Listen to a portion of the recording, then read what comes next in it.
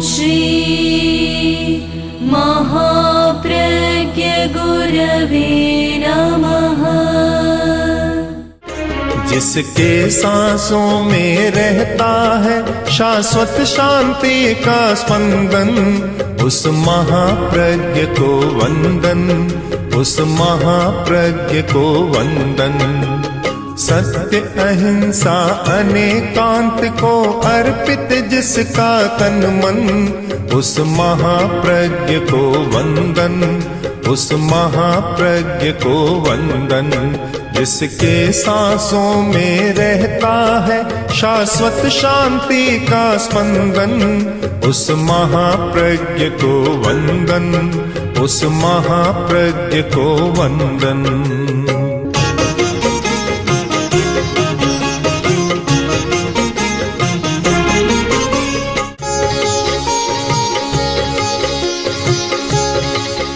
तत्व विद्या के अनुसार जीव दो प्रकार के माने गए हैं, एक संसारी और एक मुक्त जीव। जो संसारी जीव है वह शरीर में रहता है और मुक्त जीव के शरीर नहीं होता, वह अशरीर होता है। ये बहुत गहरा प्रश्न है और इसका गहरा समाधान भी हमें खोजना है कि संसारी प्राणी, शरीर में रहने वाला प्राणी भी अशरीर हो सकता है, देह में रहता हुआ विदेह हो सकता है। एक व्यक्ति आया शेख फरीद के पास, जो सूफी संत शेख फरीद, आकर बोला कि ये जो कहा जाता है कि ईसा को सूली दी गई, अब सूली के कष्ट को उन्होंने कैसे सहा, शांत कैसे रहे, अंत समय तक ये कहते रहे कि जो कर रहे हैं वे अज्ञानी है, उन्हें माफ़ करना। आक्रोश में नहीं बोले, रोष में नहीं बोले और माफ़ करने की बात कहते चले गए। संत मंजूर को भी जो कष्ट, मंसूर को भी जो कष्ट दिया गया, बड़े संभाव से उन्हें शांति से सहा। ये कैसे हो सकता है? सचमुच प्रश्न है कि यह शरीरांत और मरणांत कष्ट को आदमी कैसे सह सकता है। उन्होंने उत्तर दिया कि तुम्हारा प्रश्न ठीक है और प्रश्न में ताकत है, निकम्मा प्रश्न नहीं है। भला एक शरीरधारी प्राणी और उसके शरीर को कोई कष्ट दे और जिस शरीर को वह बहुत अच्छी तरह रखना चाहता है तो वह उसको कैसे सहन करेगा? प्रश्न सटीक है पर इसका उत्तर भी सटीक हो सकता है कि सामान्य आदमी शरीर में रहता है और जो व्यक्ति आगे बढ़ गया, चेतना की दिशा में जिसने प्रस्थान कर दिया, आगे बढ़ा है, वह शरीर में रहता हुआ भी शरीर से परे रहता है, वह देह में रहता हुआ भी विदेह रहता है। और जो विदेह में रहना जानता है वह शरीर के कष्ट को सह सकता है, क्योंकि वह मानता शरीर मेरा नहीं है, शरीर तो भिन्न है, मैं भिन्न हूँ। अपने अस्तित्व को शरीर से जो भिन्न मानता है वह हमारी विदेहावस्था है। जो विदेह में रहता है, चेतना में रहता है, वह कष्ट को सहन कर सकता है। बड़ी महत्वपूर्ण बात है। हम अपने मति से और इस पर मनन करें कि बड़े बड़े जो महापुरुष हुए उनको कष्ट काफ़ी सहना पड़ा।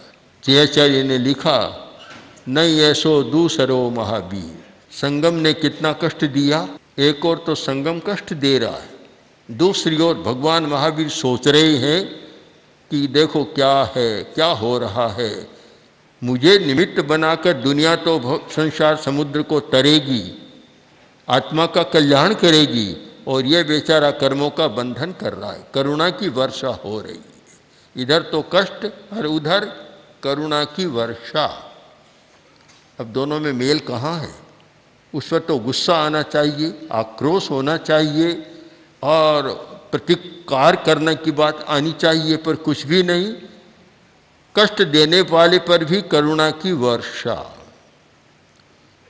यह शायद महापुरुषों का इतिहास ऐसा है कि अनेक बड़े बड़े जो हुए हैं काफ़ी कष्ट सहा है, महाराष्ट्र में बहुत सारे संतों के आख्यान प्रचलित हैं, चाहे ज्ञानेश्वर, चाहे एकनाथ, चाहे नामदेव, सबको सामना करना पड़ा है। और तुकाराम को भी कैसी स्थिति करनी पड़ी है। अगर विदेह में न हो तो गुस्सा आना, मारपीट करना, कलह करना, प्रतिक्रिया करना बहुत स्वाभाविक बात है, किंतु जो विदेह में रहना जानता है वह ऐसा व्यवहार नहीं करता। तुकाराम की, संत तुकाराम की पत्नी परेशान हो गई कि ये तो केवल भक्ति में रहते हैं, काम धंधा करते नहीं, घर कैसे चले। एक दिन बोली कि देखो आज खाने में के लिए कुछ नहीं है, सब साफ है, चूल्हा, न कोई भंडार है न कुछ और है, कुछ भी खाने को नहीं है, तो कम से कम जाओ खेत में जाओ, ईख खड़े हैं, 5-10 ईख ले आओ तो चूस कर समय काट देंगे आज का। तुकाराम गए और एक गट्ठर ईख का बांध कर आने लगे तो वे शरीर में कम ही रहते थे। रास्ते में कोई मिला, बच्चा मिला और क्या मुझे दो, एक गन्ना दे दिया, और कोई दूसरा आया उसको दे दिया, देते गए, आखिर घर पहुंचे तब केवल गट्ठर का एक ईख बचा, एक गन्ना बचा बस, और सब साफ। पत्नी ने देखा और देखते ही आक्रोश से भर गई कि इतनी दूर गए और इधर भूख लग रही है सबको, मुझे भी है तुझे भी है, भूख लग रही है, और आखिर एक ही गन्ना लाए। इतना आक्रोश आया, आग बबूला हो गई और उनके तुकाराम के, संत तुकाराम के हाथ से गन्ना छीना और उनके सिर पर ऐसा जोर से दे मारा कि 2 टुकड़े हो। अब देखिए कैसी घटना है, कैसी स्थिति है। लड़ाई करने का, क्रोध आने का तो बहुत बड़ा प्रसंग है। उस समय कोई देह में रहने वाला होता तो लड़ाई शुरू हो जाती। आजकल तो देखते हैं कि पत्नियों की हत्या करने वालों की लंबी सूची समाचार पत्रों में आ रही है कि जो पत्नियों को किस प्रकार मार डालते। तो पर संत तुकाराम संत थे, विदेह में रहना जानते थे और बोले कि कितने समझदार हो तुम, हम 2 खाने वाले है, तोड़ना पड़ता, मुझे तोड़ना पड़ता, तूने ऐसे तोड़ दिया, आधा तुम लो और आधा मैं खा लूंगा। बात हंसी में समाप्त कर दी। ऐसा व्यवहार कौन कर सकता है? जो विदेह में रहना जानता है। इस देह में, इस शरीर में रहने वाला व्यक्ति ऐसा व्यवहार कर नहीं सकता, उसका व्यवहार भिन्न प्रकार का होता है। मैं तो ये मानता हूँ और चाहता भी हूँ कि हर व्यक्ति जो सुख से जीना चाहता है उसे 24 घंटा देह में नहीं रहना चाहिए। दिन में 1 घंटा 2 घंटा, दिन रात में मिलाएं तो 2-4 घंटा विदेह में भी रहने का अभ्यास करना चाहिए। एक साथ इतना न हो सके तो कम से कम आधा घंटा का से अभ्यास शुरू करें कि 24 घंटा में 23 घंटा, 23.5 घंटा देह में रहे तो आधा घंटा विदेह में रहने का अभ्यास करे, अशरीर बनने का अभ्यास करे। मुक्त का लक्षण है अशरीर, उसके शरीर नहीं होता। शरीर नहीं होता तो सब बातों से परे होता है। तो हम शरीरधारी होते हुए भी अशरीर की साधना करें, देहधारी होते हुए भी विदेह की साधना करें, तो एक धर्म का उत्कर्ष है, धर्म का एक आनंद है, अच्छा जीवन के जो विदेह में रहता है। मैं देखता हूँ कि खाने को मिलता है फिर भी आदमी उपवास करता है, पानी भी मिलता है तो पानी भी नहीं पीता, चतुर्विध आहार का त्याग कर उपवास करता है। कपड़े मिलते हैं तो भी रात को जो थर थर्राती कंपाने वाली सर्दी शीतलहर के क्षणों में भी पूरा कपड़ा खोलकर केवल एक नीचे का कपड़ा रखकर सारा बदन खुला कर और बाहर जाकर और ध्यान में खड़ा हो जाता है। बेचारा शरीर सोचता होगा कि मालिक अच्छा नहीं मिला, मुझे कष्ट दे रहा है, अच्छा नहीं है, पर ऐसा करते हैं। दवा मिलती है, पर ऐसा संकल्प कर लिया कि मैं चिकित्सा नहीं कराऊंगा, बिल्कुल अचिकित्स रहूंगा। ये मैं जो कह रहा हूँ सारे प्रसंग है, ऐसा हुआ है, कोई कल्पना नहीं है। बिना कल्पना के सारी बातें हैं कि ऐसा करते हैं। आजकल तो कहते हैं थोड़ा मच्छर काटा और मलेरिया हो जाता है। महावीर को कभी मलेरिया हुआ या नहीं हुआ? क्योंकि उन्होंने जब संथाल प्रदेश, जो एक आदिवासियों का या वनवासियों का प्रदेश, जंगली प्रदेश, जहाँ बहुत मच्छर, बहुत खूंखार कुत्ते और बड़ा भयंकर स्थान था, वहाँ अकेले महावीर ने विहार किया। पास में कुछ भी नहीं, कपड़ा भी नहीं, अचेल थे, कपड़ा नहीं था। अब वे रात भर मच्छर काटते, इतने मच्छर काटे। आज तो मच्छरदानी बना ली, अब मच्छर दूर रह सकते हैं। तो उनके पास तो कोई कपड़ा नहीं था, 4 अंगुल का, मच्छरदानी की तो बात ही कहाँ थी। तो इतने मच्छर काटे। मलेरिया होना चाहिए या नहीं? तर्क की दृष्टि से विचार करें तो उनको भी मलेरिया होना चाहिए। कोई डॉक्टर तो कहे जरूर होना चाहिए, पर नहीं हुआ, बिल्कुल नहीं हुआ। क्यों नहीं हुआ? कि वे इस देह से परे विदेह में रहना जानते थे। जो व्यक्ति देह से परे जाना जा सकता है, उसे ये सारी बातें, सारे नियम, जो शरीरधारी के नियम और शरीर में रहने वाले के नियम, वे सब नियम बदल जाते हैं। नियम अलग अलग होता है। शरीर में रहने के नियम अलग हैं और जो शरीर से परे रहता है उसके नियम अलग हैं। सारे नियम बदल जाते हैं। मुनि को सांप काट गया और चरवाहे बहुत थे, पेड़ों पर चढ़े देख रहे थे, भयंकर सांप ने काटा है। उन्होंने सोचा बस अब गिरने वाला है, फिर तो गिरा ही नहीं, वैसे के वैसे खड़े रहे। सांप दूर चला गया। तब वे 5-10 लटके जो भेड़ों को, गायों को, बकरियों को चराने वाले चरवाहे थे, इकट्ठे होकर आए। फिर जो बहुत पेड़ पर चढ़े हुए थे सांप के डर से, आकर बोले कि महाराज यहाँ एक सांप आया था। कि भाई आ गया होगा, आपको पता है? कि नहीं मुझे पता नहीं। आपको भी काटा था? कि काट लिया होगा, मुझे पता नहीं। ये कैसे हो सकता है कि सांप काटा और आपको पता नहीं? कि आपके शरीर में जहर नहीं चढ़ा? कि नहीं बिल्कुल नहीं चढ़ा, आप गिरे ही नहीं। हमने सोचा आप मर जाओगे, मरे ही नहीं, गिरे ही नहीं। कैसे हुआ ये?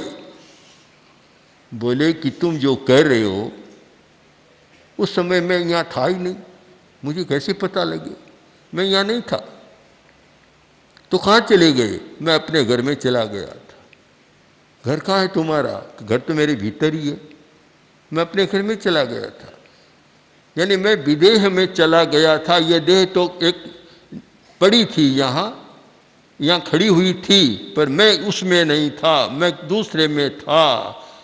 फिर वहाँ मुनि ने एक संबोध दिया है जिसका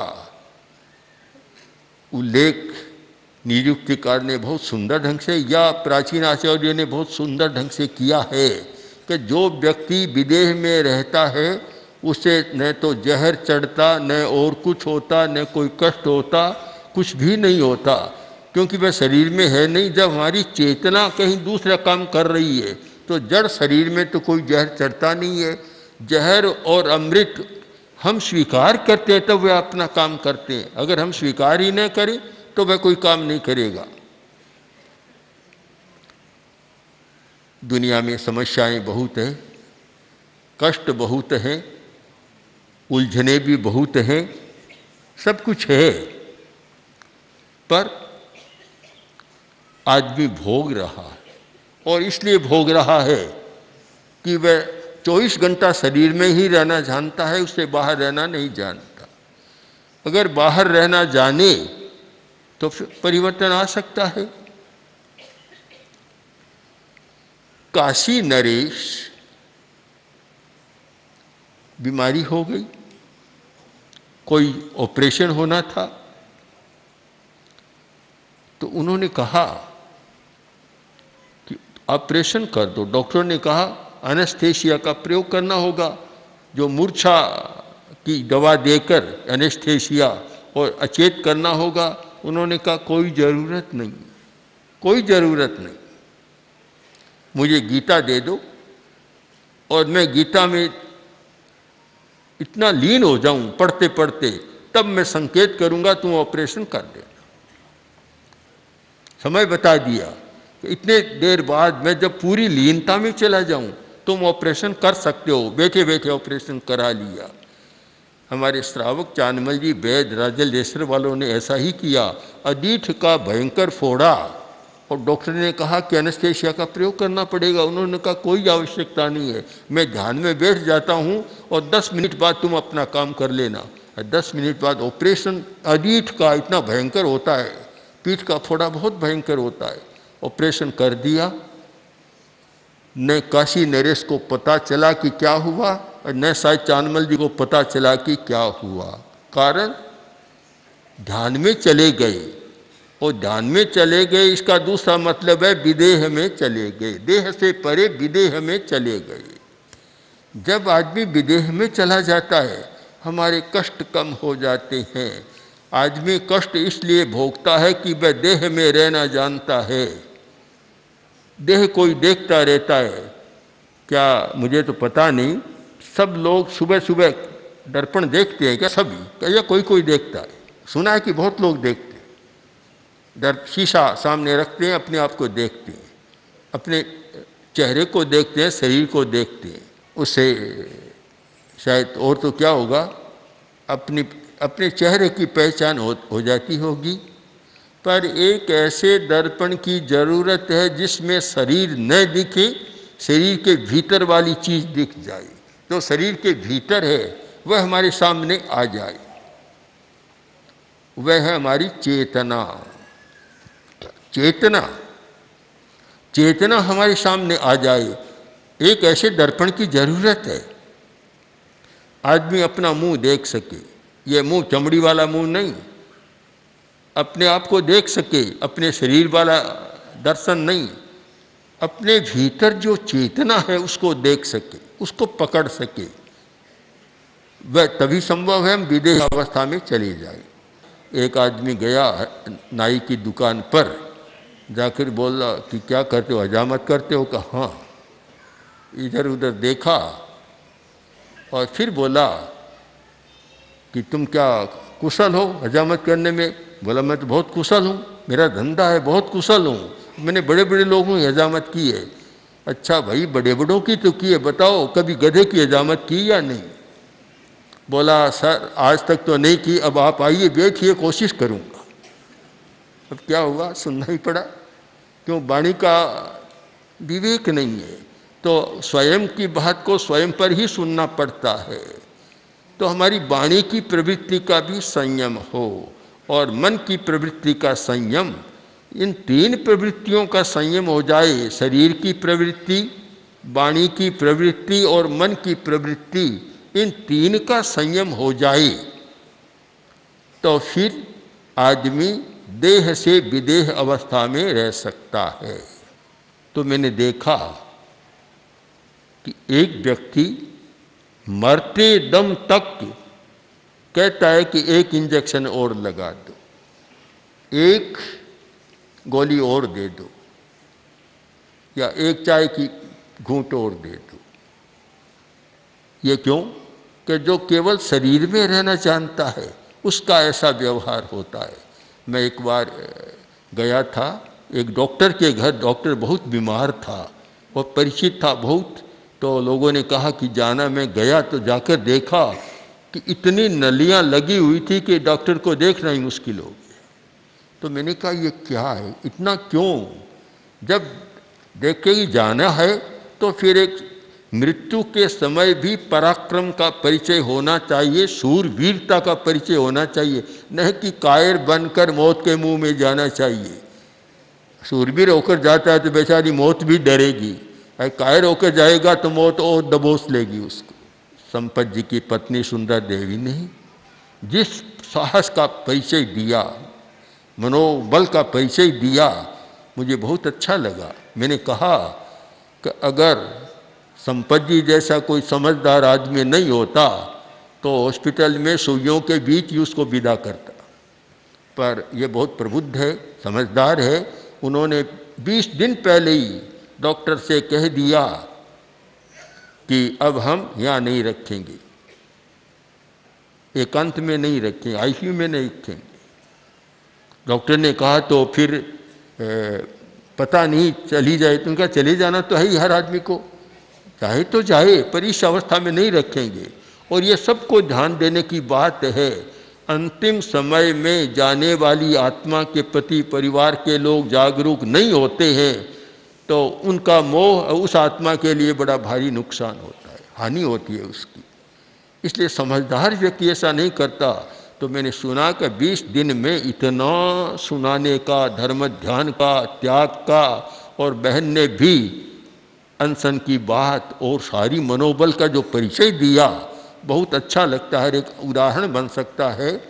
और उदाहरण भी स्वाभाविक है, क्योंकि गदैया परिवार जो जेठमल जी या श्रीचंद जी कहीं से भी शुरू कर दो, एक इतना दृढ़ धर्म का परिवार रहा है, शासन भक्त परिवार, और सदा इतना सेवा करने वाला परिवार रहा है।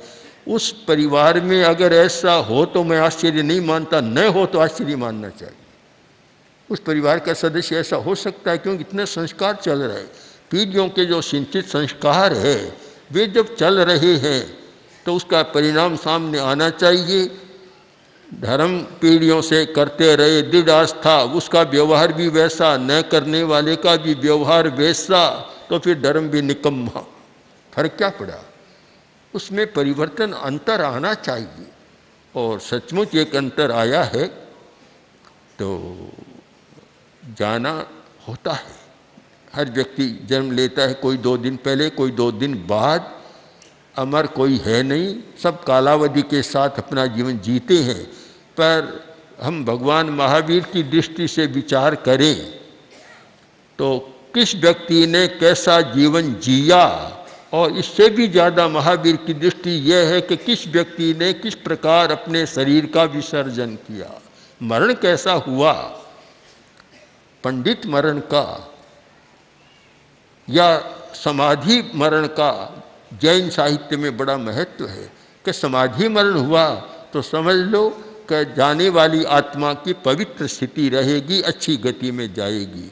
और मरते समय भी असमाधि मरण रहा, मोह रहा, दवाइयों में अटका रहा, इंजेक्शनों में अटका रहा, परिवार में अटका रहा, तो उसकी कोई अच्छी गति नहीं होगी। जैसा बताया कि एक प्रकार से अपने आप ही एक सर्व सावध योग का त्याग कर साध्य की स्थिति बना ली थी।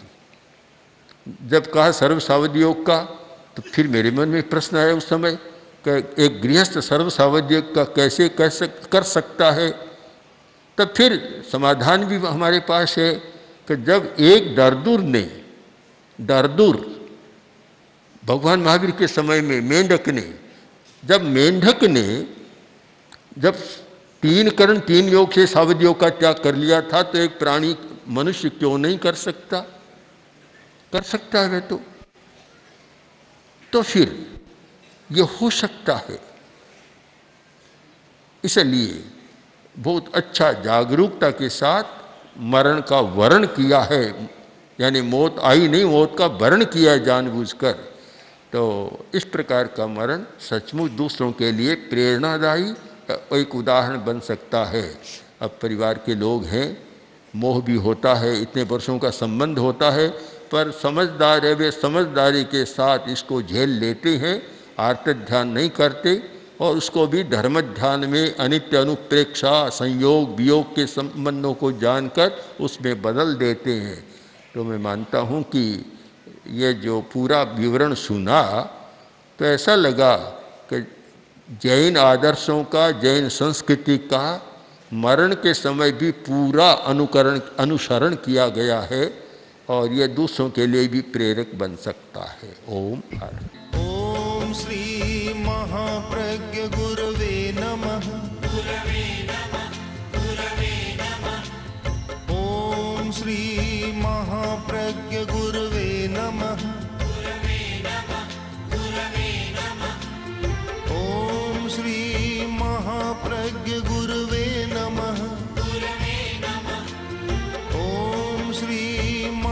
महाप्रज्ञ गुरवे नमः।